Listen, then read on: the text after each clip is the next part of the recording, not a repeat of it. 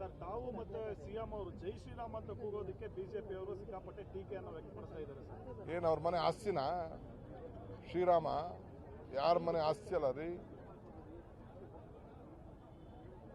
ಗಾಂಧೀಜಿಯವರು ಏನ್ ಹೇಳಿದ್ದಾರೆ? ರಘುಪತಿ ರಾಘವ ರಾಜಾರಾಮ್ ಪತಿತ ಪಾವನ ಸೀತಾರಾಮ್. ರಾಮನು ಇದ್ದಾರೆ, ಸೀತನು ಇದ್ದಾರೆ.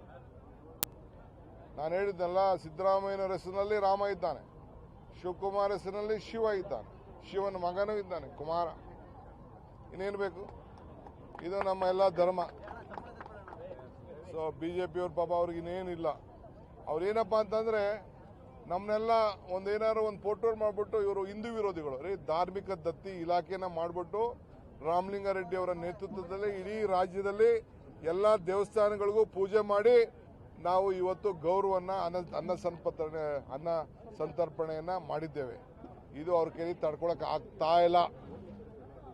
ಅದಕ್ಕೆ ಆ ಹೊಟ್ಟೆ ಉರಿ ಏನಪ್ಪಾ ಕಾಂಗ್ರೆಸ್ ಅವರು ಈ ಕೆಲಸ ಮಾಡ್ತಾವ್ರಲ್ಲ ಅಂತ ಹೊಟ್ಟೆ ಉರಿ ಪಡ್ಕೊಂಡು ಕೈನ ಇಸಿಕೊಂಡು ಕೂತವ್ರೆ. ನಮ್ಗೆ ಸಿಕ್ತಿಲ್ವಲ್ಲ ಚಾನ್ಸು, ನಮ್ಗೆ ಸಿಕ್ತಿಲ್ವಲ್ಲ ಚಾನ್ಸು, ನಮ್ಮ ಸರ್ಕಾರ ಇರ್ಲಿಲ್ವಲ್ಲ, ನಮ್ಮ ಸರ್ಕಾರ ಇರ್ಲಿಲ್ವಲ್ಲ ಅಂತ ನಿಗಮ ಮಂಡಳಿ ಆಯ್ಕೆ ವಿಚಾರಕ್ಕೆ ಸಂಬಂಧಪಟ್ಟಾಗೆ ನಮ್ಮ ಒಪಿನಿಯನ್ ಪಡೆದಿಲ್ಲ ಅಂತ ಹೇಳಿ ಪರಮೇಶ್ವರ್ ಅವರು ಅವೆಲ್ಲ ಸುಳ್ಳು.